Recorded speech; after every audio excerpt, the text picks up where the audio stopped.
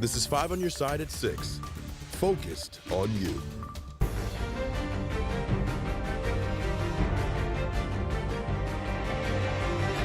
We continue to follow breaking news out of New York. Former President Donald Trump found guilty on all 34 counts in his hush money trial. He's the first former president to be found guilty of felony crimes in the history of this nation. Thanks for joining us. I'm Mike Bush. I'm Kelly Jackson, and All Red is off tonight. Prosecutors charged him with falsifying business records in an attempt to cover up hush money payments he made to adult film actress Stormy Daniels. The jury agreed with government prosecutors who argued Mr. Trump made those illegal payments in pursuit of a conspiracy to affect the outcome of the 2016 presidential election.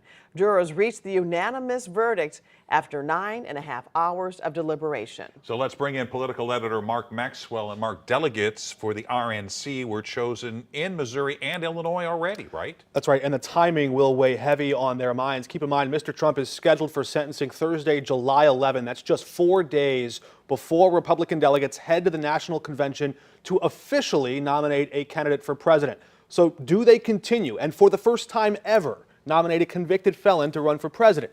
Do they risk possible ballot access challenges in swing states? These are not just mere hypotheticals. These are very real circumstances that Republican elected officials are preparing for even now. Congressman from Alabama, Mo Brooks, a Republican, has tweeted that maybe the party should replace Trump, quote, with a good character nominee. In Missouri, Attorney General Andrew Bailey has already said he'll deploy whatever legal tools necessary to protect Trump's ballot access or voters' ability to select him, suggesting that it could already be in danger in states that ban felons from running for office. Remember, many states bar felons from voting. I'm just going to pause for a quick moment to note that, yes, Mr. Trump is now a convicted felon, and yes, he is still eligible to vote in Florida. That's because that's where he considers his primary residence, but he's been convicted. Had he been convicted there, Florida law would have made him ineligible to vote. He was convicted in New York, and state law in New York says you only lose those voting rights after incarceration. Missouri AG candidate Will Scharf, one of Mr. Trump's lawyers, has vowed to speedily appeal. The speed of that appeal could impact this potential sentencing for July. Remember, that earlier Supreme Court question over Trump's ballot access in Colorado and other states only considered whether a state could throw Trump off the ballot for their interpretation of insurrection. The court did not consider a separate question of validity of state laws that might ban a convict from running for office. So there could be a whole new question open on that legal front.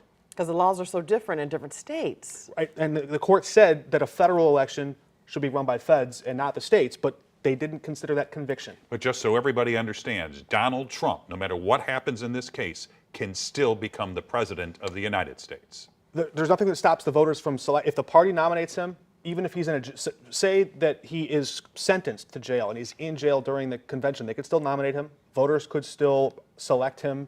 That much could still proceed.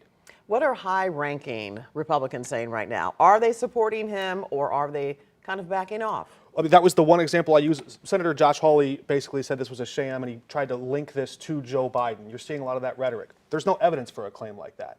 You'd have to, I mean, so they're trying to make it political. This does add fuel to that rhetorical fire that Donald Trump has said the system's out to get me. Well, now that's becoming more real. So it's starting to set in. But this isn't a time to look to rhetoric or spin from politicians. It's a time to review the evidence and the facts and see, you know, I'm sure there will be a lot of interest in the jurors and what happened in that jury room. All right, Mark, thanks. All right, and again, Donald Trump will be sentenced July 11th. He could face a fine, probation, or up to 4 years in prison. We will continue to follow this breaking story, an historic story, on air on KSDK.com and on the 5 on Your Side app. We do have some other news to get to tonight. We're learning more about 2 young children found murdered in Jefferson County. Their mother is now in police custody after she confessed to killing them. Ashley Parmalee is facing first-degree murder charges for killing 9-year-old Scarlett and 2-year-old Isaac. 5 on Your Side's Megan Kernan has been following the story all week, and she joins us now from the Festus Police Department with reaction. Megan. Well, Mike, as you can see behind me, the memorial outside of the Festus Police Department is growing. Tonight, we heard from close family friends who want to make sure the memory of 9-year-old Scarlett and 2-year-old Isaac will last forever. 2 days after their tragic death, about 1,000 community members honored Scarlett and Isaac, beloved by so many. Scarlett would tell anybody and everybody every time she walked out of the door, I love you, even if he was a stranger, you know, because she wanted everybody to feel loved. So yeah, love describes both of them deeply. The visual was held at the Twin City Little League field, one of Scarlett's favorite places. Because that was one of the last places she practiced pitching. She wanted to be a pitcher. Chad Smith, a pastor in Festus and a close friend of Scarlett's father, says Scarlett and Isaac were the most amazing kids. Their fathers loved them so deeply. Scarlett, being 9,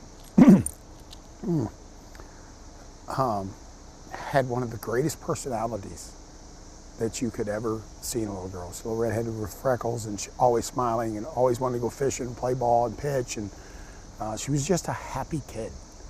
And Isaac was a good boy. Family friends say Scarlett was an amazing athlete. Her former gymnastics and cheer coaches at Flipside and Festus say she could light up any room with her smile. So every time we have a new kid in class, she wanted to be the one that took her to the bathroom or helped coach. You know, She was a leader.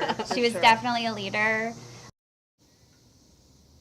There are 2 GoFundMe pages to help pay for the children's funeral expenses. You can find both of them on the As Seen on TV section on KSDK.com. Scarlett's family tells us her funeral is planned for Monday, while baby Isaac's will be held on Tuesday. Live in Festus, Megan Kernan, 5 on your side. Tonight, riders are growing more and more concerned about their safety at a St. Louis MetroLink station. 24 hours ago, a sheriff's deputy shot a teenager at the Civic Center station downtown. The I-Team's Paula Fasson looked into the number of times that police have been called there this year. She reports live downtown. That's right. We get emails and calls from viewers all the time saying violence in our city is getting worse. They say more and more guns are getting into the hands of young people. This downtown transit hub is usually bustling with train and bus riders. Last night turned into a chaotic scene here when a sheriff's deputy shot at a teenager firing at others. Transit riders tell us it reflects the desperate need for more security. It is very dangerous. Regina comes here to get to and from her 2 jobs. At night, she says she fears for her life. A lot of nights I catch Uber or Link or Lyft because it's so unsafe at night. St. Louis police tell the I-Team yesterday's shooting marks the 10th shooting in the city involving a law enforcement officer so far this year. The same number for all of last year. It's no surprise to people we talked with. Once the coronavirus started, everything went downhill. So a lot of kids just out here not having parents, just being out here with each other. Violence is everywhere. Police have come here about 200 times so far this year for issues like assault, disturbances, and other calls for help. People here want the violence to stop, especially in trains. They say drivers don't always see what's going on. Sometimes we have to notify somebody back here bleeding, somebody back here being attacked. They don't see everything. And police tell us the teen who was shot yesterday is now recovering and in custody. And police tell us they're still investigating what happened. For the I-Team, Paula Fasson, 5 on your side.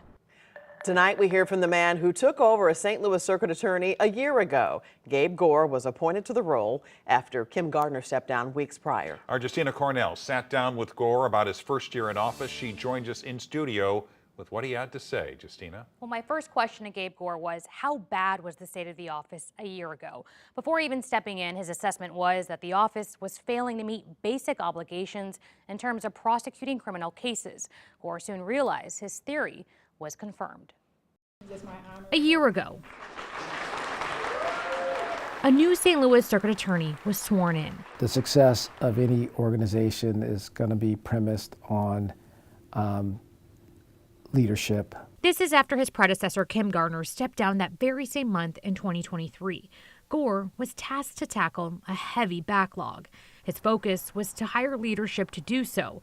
There were only 2 supervisors. So that's just a huge lack of senior leadership. That number went from 2 to 10 in a year span. And the second thing we had to focus on, obviously, was just increasing the number of attorneys on staff. When he arrived, there were 22 trial attorneys. We're currently at 45 attorneys, and I think we need to be at 60 attorneys or so to be effective. And with the lack of attorneys, the caseloads grew. We were here for a few weeks. We realized that that number was actually closer to more like 6,700 unreviewed applications for warrants. 9 of those were homicide cases and hundreds of violent felonies. These warrants are when police apply for charges against defendants. The circuit attorney's office has 24 hours to make charging decisions, and if they don't, the suspect will be released. That number today stands at about 2,600. So good progress for 1 year, but we still have work to do in terms of completely getting rid of the warrant office backlog. Gore's initial priority is the same 365 days later, to increase staff and lower cases. Getting some violent offenders who had been basically operating with impunity and probably were emboldened by that, getting those violent offenders off the street, I have no doubt that that work has saved lives. Gore also created a conviction integrity unit. Now, this team looks at any claims of innocence. Just last week, Gore testified in closing arguments to vacate a murder conviction against Christopher Dunn, a St. Louis man locked up for more than 30 years. Coming up, more than 1 million chickens trapped in a barn fire in Illinois. The reason firefighters from 17 departments had so much trouble putting this one out. And as we check your allergy count on this Thursday, we find grass is low, mold is moderate. Those numbers probably don't change a whole lot heading into tomorrow, but rain is in the forecast.